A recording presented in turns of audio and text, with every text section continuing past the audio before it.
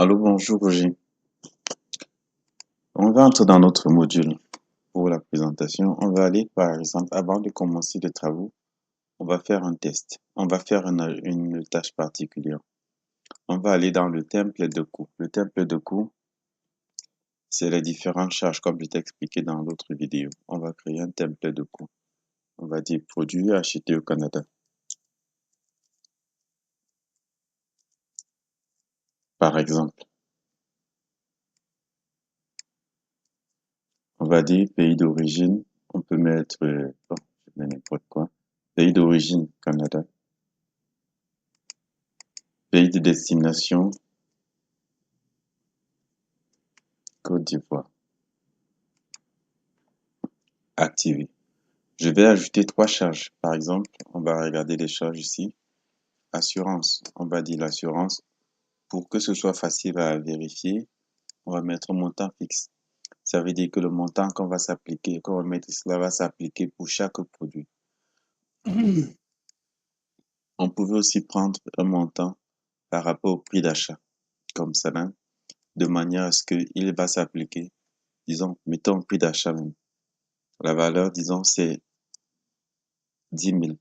Donc, ce montant-ci va se diviser en fonction du nombre d'éléments achetés. Je mets assurance diverses.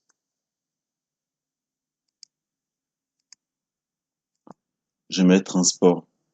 Bon, mettons commission, agent. Là, ici, je vais mettre un montant fixe pour qu'on voit la différence. Disons 1000 francs. Pour qu'on voit la différence. Ici, je vais mettre, par exemple, transport. Je prends autre. J'écris transport. Je mets aussi un hauteur, disons, de 25 000. Donc, en principe, nos achats qui auront ce modèle de template de charge auront automatiquement ces coûts. Donc, tu pourras en avoir autant. Je t'explique le principe dans d'autres vidéos déjà. OK. On va créer deux articles. Voilà nos deux articles qu'on va créer sur la base des importations. Donc, pour cela, je viens dans Produits. En passant, j'ai fait modifier certaines fonctionnalités pour éviter certaines erreurs parce que j'ai constaté qu'il y avait certaines erreurs qui ont été faites. Je copie le lien. Je t'ai montré que ici, produit, en produit, on va prendre la première. On a quatre options. Je t'ai recommandé cette option qui te permettait d'importer ou cet élément aussi qui te permettait d'importer sur le fichier Excel. Je reviens ici, je colle notre lien que j'ai copié là. Catégorie d'articles, je choisis une catégorie. Je pouvais créer une autre catégorie. Bon, je vais mettre, par exemple, good, fournisseur. Il n'y a pas de fournisseur, mais je vais créer automatiquement un fournisseur. Fournisseur 1. Par exemple, je crée simplement comme ça. Je peux me dire que c'est une entreprise. Je crée automatiquement comme ça. La marge, quel est le bénéfice? C'est la marge que j'aimerais réaliser sur ce produit. Je mets 30%, je pourrais mettre 35, ainsi de suite. La langue, français. Télécharger des images. Je clique sur OK. C'est téléchargé. Là, ça lance l'importation. Une fois que l'importation est terminée, je clique ici, je vois le produit qui a été chargé. Je vois bien clé à tuyau. Clé à tuyau. Je clique là. Le prix de vente ici n'a naturellement pas été importé pour plusieurs raisons. C'est que les devises sont parfois diverses et différentes. Donc, il est intéressant que toi-même tu mettes le coût avec la devise concernée.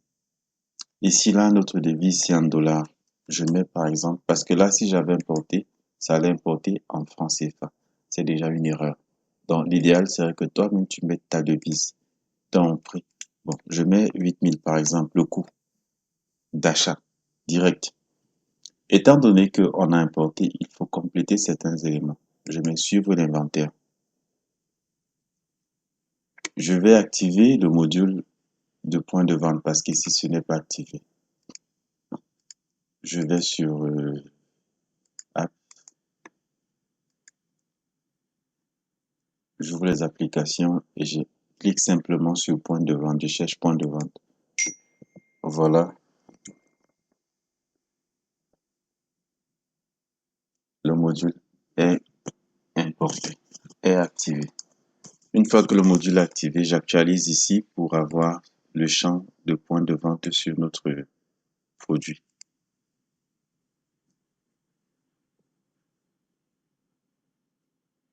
Donc, j'active point de vente ici, naturellement.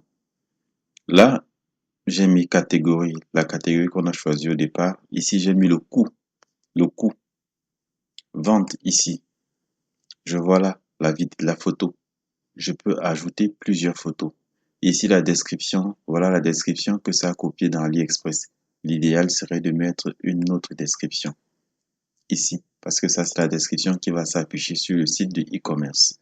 Ça, c'est la description qui s'affiche naturellement par défaut. J'aurais pu cliquer sur publier ici et ainsi de suite. J'aurais pu mettre la marque ici, boutique. On est dans vente, boutique. Très important ici, catégorie. Quand on vient ici, dans AliExpress, si je reviens ici, on va se rendre compte que tous les produits sont catégorisés. Automobile, appareil électroménager, vêtements pour femmes, vêtements pour hommes, jouets. Et même dans ces catégories, il y a encore des sous-catégories. Donc, il est important de catégoriser tes articles. Sinon, tu auras des soucis. Je clique sur quincaillerie, par exemple. OK, j'ai choisi la catégorie. Là, c'est déjà une bonne chose. Point de vente. Catégorie, je choisis aussi la catégorie pour le point de vente, mais je peux simplement créer.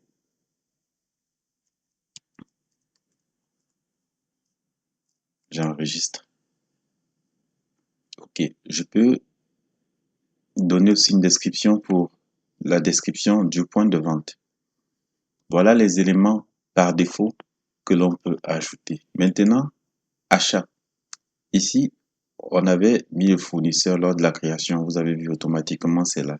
Mais je peux mettre le prix d'achat, le prix de vente, le prix d'achat chez ce fournisseur, 8 000 $ par exemple. Vous voyez que là, ici, ça prend en considération la devise de notre système. Inventaire, pas besoin de faire quelque chose. Publication. Ici, quand je regarde publication, on me dit le score est à 35. Priorité publication critique. Donc, c'est pas bon à publier. Ici, template de coût. Souvenez-vous, on avait créé des templates de coût. Produits achetés au Canada. Si je ne clique pas là, j'arrive simplement ici. Vous voyez, politique de prix fixe. On me dit, étant donné que j'avais choisi 30, j'avais mis la marge de 30%, la marge minimale, alors ça me dit, ça calcule automatiquement le prix, le coût. Le coût qui est de 8 000 fois les 30%, et ça me dit, OK, voilà le prix de vente. Je peux appliquer la politique de prix. Donc, voici le prix de vente que ça me recommande. En fonction de la marge que j'avais décidé, je peux coller là. Ça calcule automatiquement les 30%. Bon, maintenant, si j'avais dit non, le prix, j'aimerais que ça applique la politique du coup parce que j'ai acheté ça au Canada, forcément, ou j'ai acheté en Chine, et ainsi de suite. Il faudrait que ça calcule. Alors, je clique sur ça et je dis appliquer. Quand je dis appliquer, on voit transit local, autres charges, transport, on voit toutes ces charges-là, on voit que ça remonte. Transit local, 800 000. Ah oui, là c'est gros. Donc, il faut savoir en fonction de la quantité et ainsi de suite. Donc, ça, ce sont des paramètres qu'on retrouve ici et que vous pouvez modifier. Pour l'étude de coût transit local, je ne sais pas pourquoi c'est où. Produit acheté au Canada. Transit local, on a 1000 francs, 10 000 et 25 000. Ici, le prix d'achat, transit local 800, ça représente quoi? Autre charge, ça c'était ça c'était la main d'œuvre, la commission. assurance. Ici, on a coût de revient, autre charge de 200. Je ne sais pas comment c'est calculé. Mettons un prix fixe, étant donné que je ne sais pas comment ça a été calculé, pour éviter montant fixe. J'enregistre. Si je dis appliquer, OK. Là, c'est plus compréhensif. Le temps de comprendre comment ce coût. On a transit local 10 000. Autre charge qui était assimilée ici comme euh, transport 25 000, le montant fixe 10 000. Donc voilà, ça fait ça fait 35 000.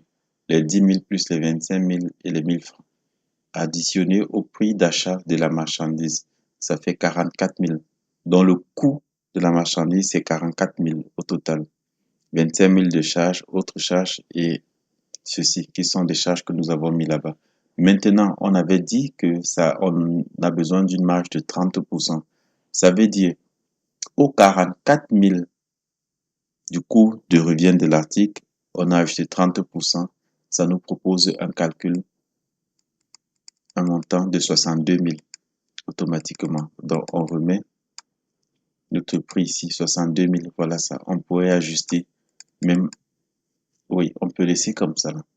Une fois que c'est là, tu vois que la valeur de le score est bon. Ça veut dire que notre article est prêt à être publié. Si je clique sur publier, parce que ici, un article, tes agents peuvent décider de créer le produit, mais attendre ta validation pour publier. Donc, c'est toi qui dois valider, c'est un administrateur qui doit valider. Alors, lorsqu'ils publient, ils disent demander la validation. Alors, tes articles vont se retrouver c'est quelque part là, produit à publier. Tes articles vont se retrouver dans produit à publier. Considérons que c'est toi qui produis et que tu publies directement. Lorsque tu cliques sur publier, ça te dit, ça te donne quelques éléments à compléter. Confirme, on te dit la validation de responsable. Stock indisponible. Naturellement, tu publies un article que tu n'as pas encore en stock. Le SEO est incomplet. La description est courte. Alors, je dis non, je corrige la fiche. Je clique sur compléter le SEO, qui sont les éléments de marketing. Je viens ici sur description. Je vais ajouter quelques articles, quelques textes. Je copie quelques textes. Peu importe, juste parce que je veux ajouter la description de l'article.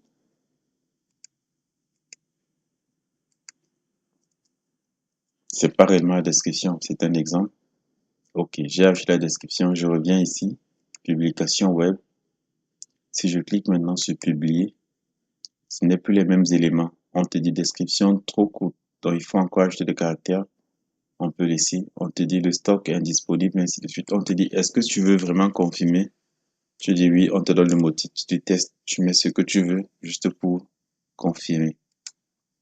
Tu confirmes et automatiquement, on te dit le produit est publié avec un score de 75%. Si tu reviens ici, dans vente, tu vois, aussi c'est publié. Si tu cliques ici sur aller sur le site, voilà le produit qui est publié avec le prix, ainsi de suite. Ok, bon, maintenant, si je reviens même sur boutique ici, ah, j'avais oublié que ma page là avait un souci sur ce navigateur Chrome.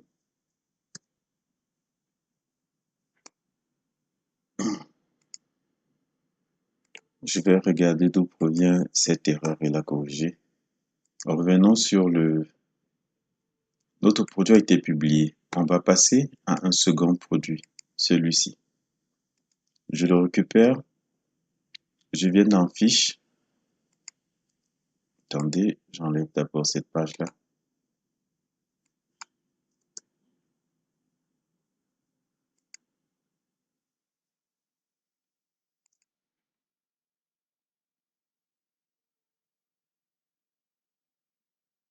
Produit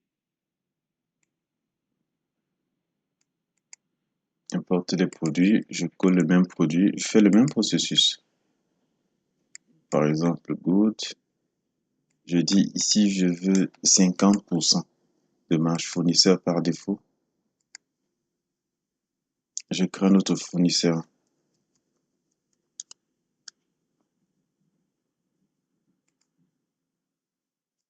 Alors, je crée fournisseur 2.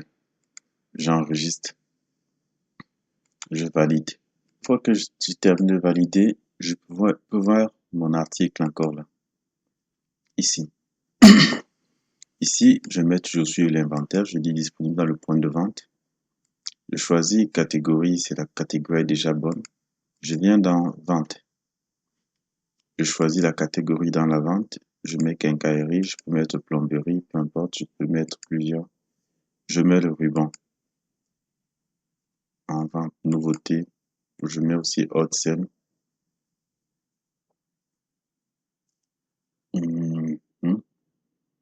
Donc, je mets une petite description, je copie la description.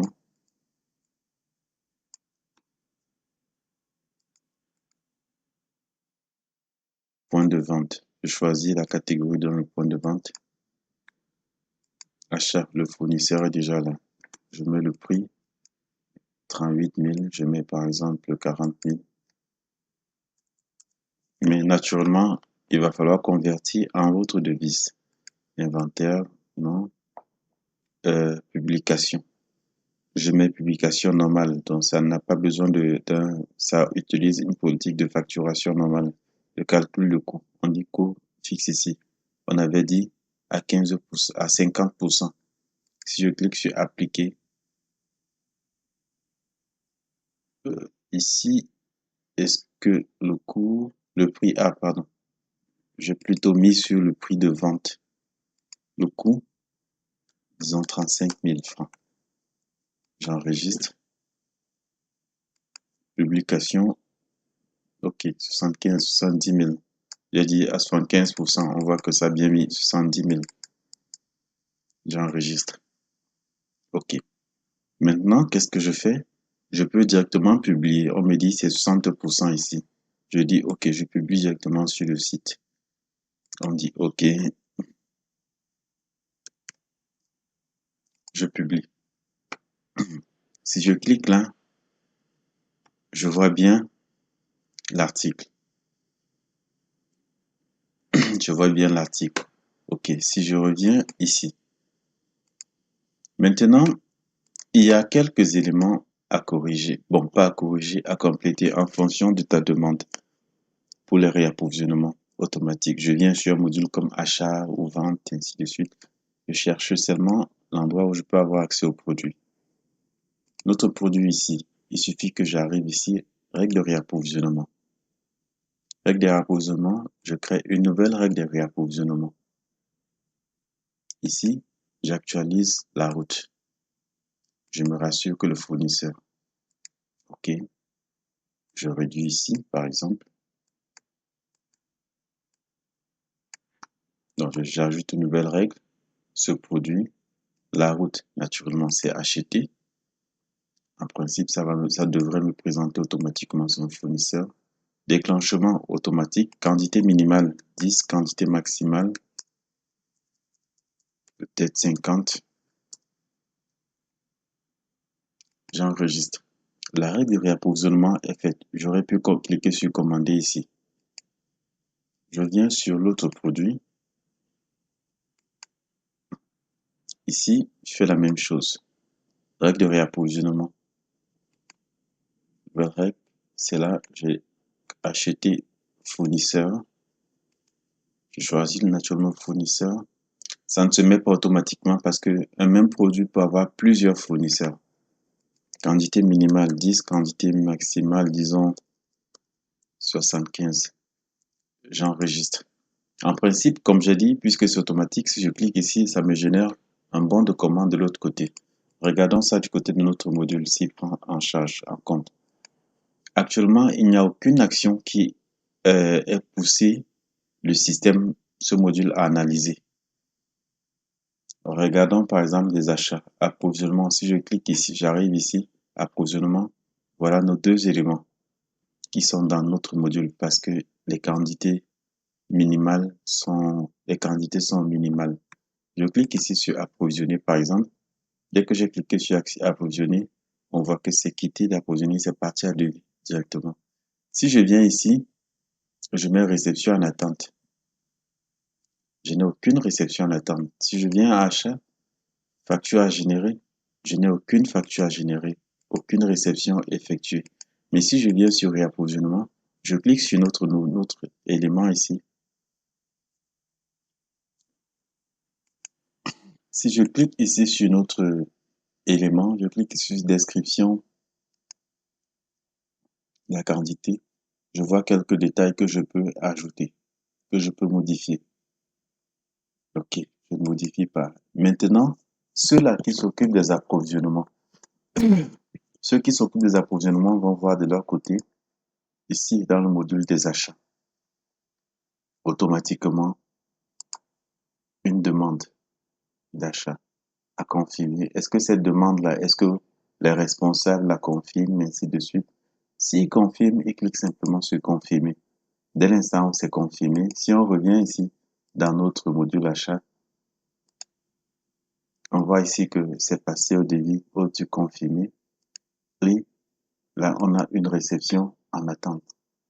Si je clique là sur réception en attente, là, on dit OK, recevoir. Parce que celui qui peut confirmer peut ne pas être peut ne pas être présent en Côte d'Ivoire.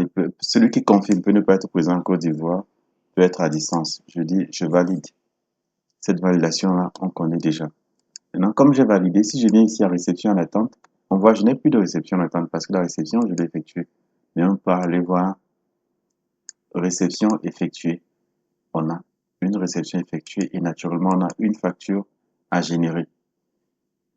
Une facture fournisseur. Je clique sur facture fournisseur. OK. Et même ici, en principe, c'est un des responsables qui doit automatiquement générer cette facture-ci. Donc là, je vois bien l'état de la facture, ainsi de suite. Je reviens ici sur notre facture à générer. Je dis créer la facture. La facture est à créer. Je mets simplement la date.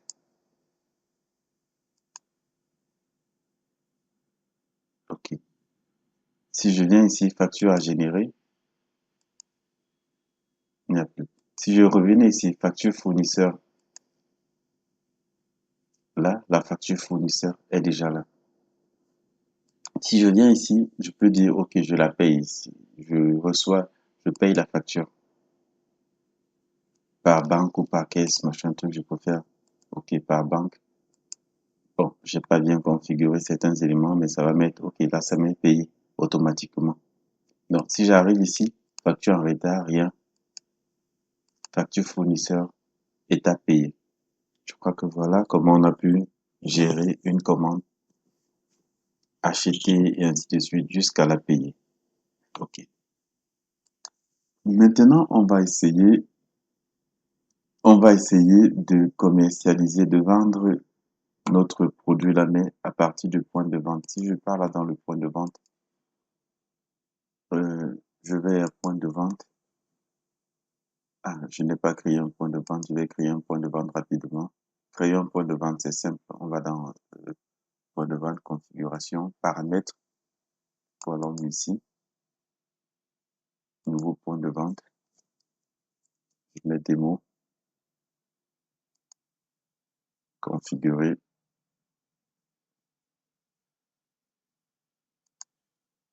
En principe, le point de vente est créé.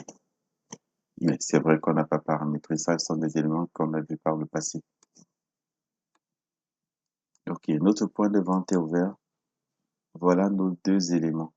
Voilà l'élément que j'ai acheté qui est en stock. Je dis là, ok, je le vends, je vends, disons 45 pièces.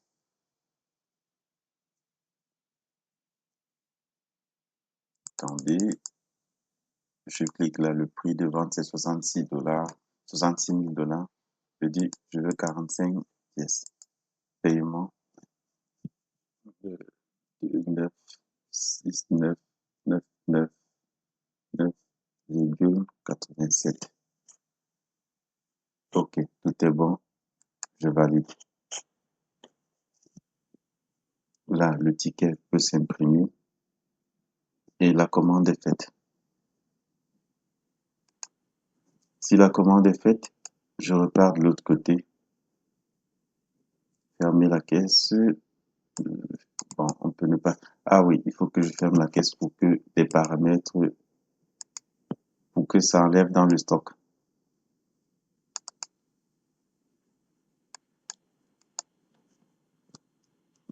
Neuf, 69, 9, et que 87. Parce que tant que la caisse n'est pas fermée, le stock n'est pas pris en compte. Les sorties de stock ne sont pas prises en compte. Ok. Je vais à Backend. Si je viens ici, j'actualise notre élément.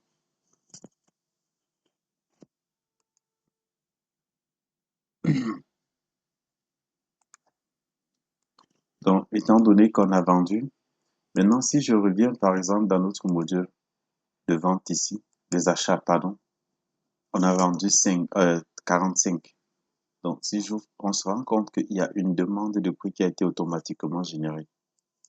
Dès qu'on a vendu, la demande de prix a été automatiquement générée. Elle n'est même pas passée par ici parce qu'on a mis une règle de réapprovisionnement. Donc, plus besoin de cliquer sur le bouton réapprovisionner. C'est justement parce que la règle de réapprovisionnement est déjà déclenchée parce que la vente est inférieure, le stock présent est inférieur au stock de base. Et donc, voilà 45. OK. Donc, voilà comment ça se fait et ça s'est très bien réapprovisionné avec la vente. OK. Ça, c'était la vente hors site WordPress, la vente à partir du module du point. Donc, il est ici important de noter que les ventes qui sont faites à partir du point de vente ne sont pas prises en compte, ne sont pas affichées dans le module de vente classique. Seules les ventes des sites web et les ventes classiques seront prises en considération. Donc, on pourra voir ici les ventes et les factures clients. Mais seul pour le point de vente, il n'y a que les ventes où on a choisi le client comme un client en compte qu'on pourra retrouver ses factures ici.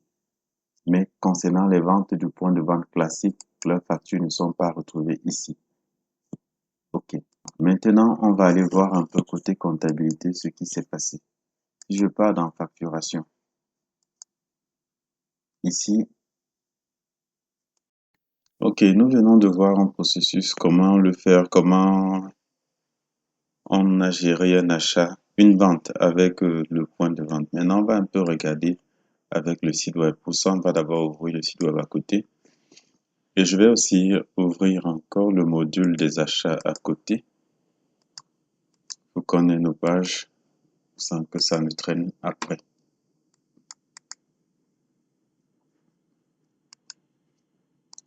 Bon, il est à noter que l'aperçu qu'on a ici, c'est pas le même aperçu ici. L'aperçu qu'on a ici, ce n'est pas le même aperçu que sur ton, ton site. Hein. C'est pas le même. Ah non, ça c'est marché. C'est pas la même visibilité. C'est pas le même style. Mhm. C'est les mêmes fonctionnalités tout autour, mais les couleurs changent un peu parce que j'ai fait quelques ajustements. Mais mhm. Donc, on va ouvrir par exemple la boutique là et on va revenir là. Là, on a la boutique avec nos deux produits. Je viens de créer ce produit-ci, exemple de produit. Ici, le voilà, exemple de produit. Je vais l'ouvrir. Ça, on sait déjà comment créer un produit, même à partir, ça je l'ai créé à partir d'ici. Mais on se rassure que euh, il y ait un fournisseur et peut-être le prix d'achat. Mais le plus important, c'est de se rassurer qu'il y ait un fournisseur. Maintenant, si on revient sur dans notre module, ici, on était à achat, réapprovisionnement. On avait déjà fait un réapprovisionnement. C'était celui-ci, des clés. la dernière fois.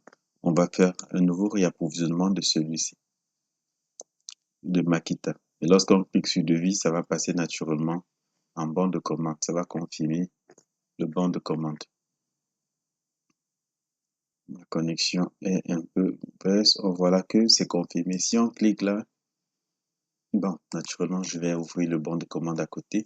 Mais on peut aussi importer un nouveau produit.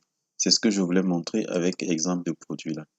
Ici, puisqu'il n'y a pas de règle de réapprovisionnement, je n'ai pas mis de règle de réapprovisionnement sur ce produit. Si je mets ici quantité 50, on parle en termes d'unité. Voilà aussi comment on a créé une règle de réapprovisionnement ici. Donc, si je reviens sur approvisionnement, je vois mon produit, ce produit-là arrive ici. Si je clique encore sur ça, automatiquement, ça commande. Ça passe en devis d'abord. L'ordre de là, ça passe en devis. Ce n'est pas encore passé en confirmé. Si je reviens sur notre module des achats ici, demande de prix, je vais essayer d'ouvrir un peu. Celui-là, c'est parmi un des deux. Voilà notre produit qui est ici, qui est dans la demande de prix, étant donné que ce n'est pas encore confirmé. Notre produit qui est arrivé là. OK. Bon, par contre, on va continuer avec notre produit Makita. Demande confirmée, je crois que c'est. On va simplement, c'est déjà confirmé. Donc, si je viens là, par exemple, ici, bon de commande, on va voir que, je crois que c'est ça, Makita. Oui, déjà confirmé 75, mais pas encore reçu. Alors, si je viens ici, je clique sur réception en attente, je vais voir notre Makita 75. Voilà ça, 75 quantités. Si je clique ici, automatiquement, là, je clique sur valider ou valider la réception. Peu importe, la réception est validée. Si je reviens ici, j'actualise et on voit que là, automatiquement, on aura déjà nos 15 reçus.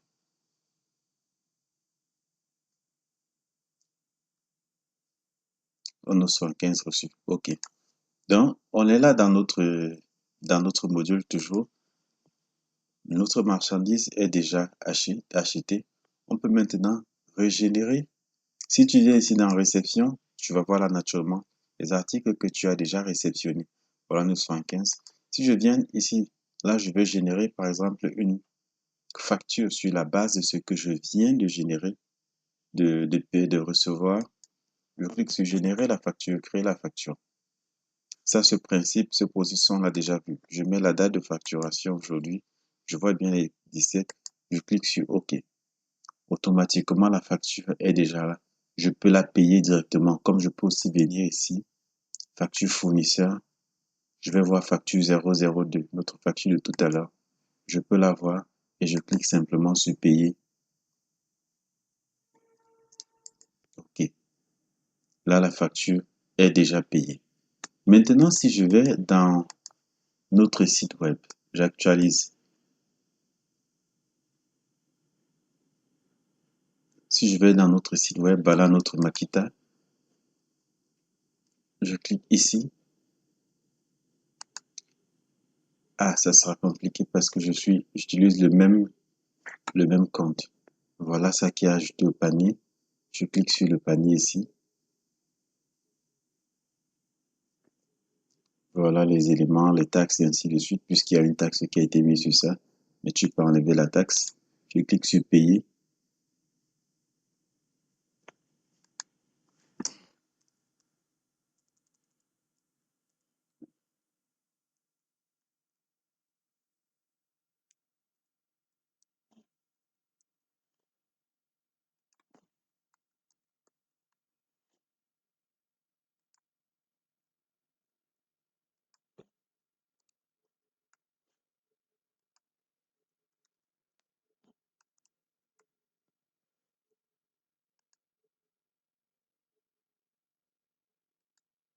Cameroun, confirmer.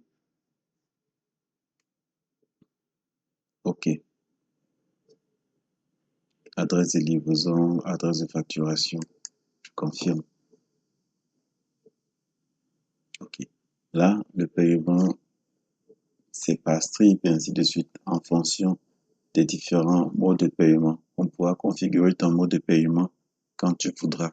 Mais en principe, quand c'est comme ça, si c'est les paiements, on pourra configurer les paiements à la livraison, des paiements par mobile money, et ainsi de suite.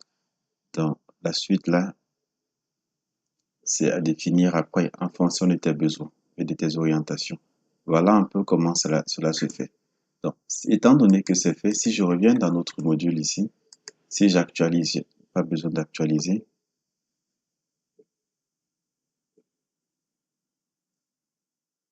Je viens sur facture client. La vente n'étant pas encore terminée de l'autre côté. Donc, une fois que notre vente a été faite, si on revient ici dans vente, on voit la vente devis et vente provenant du site web.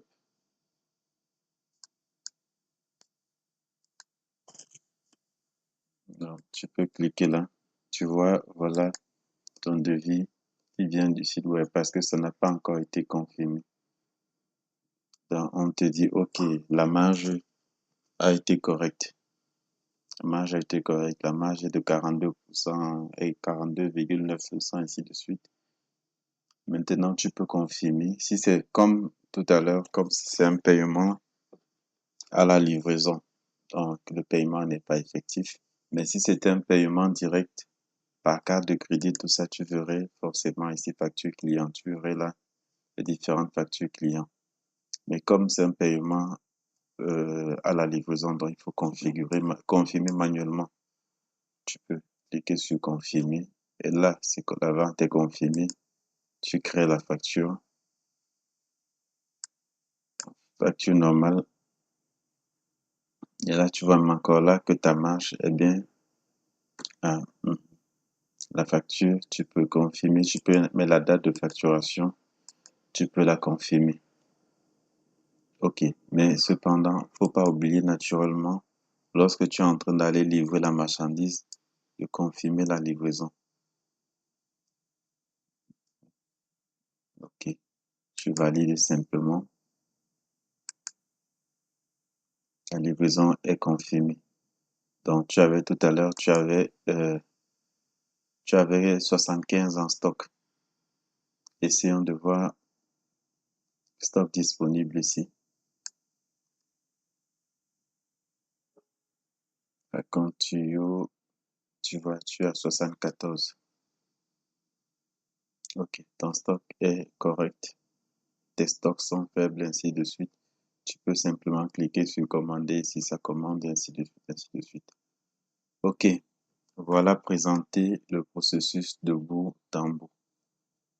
J'espère que cette fois-ci, c'est assez correct. Ici, tu vois que si je clique là, je peux passer la quantité, je peux passer la commande que je veux. Si je dis je veux 100, date prévue, je mets les dates, je peux dire créer, confirmer, créer le bon de commande, ainsi de suite.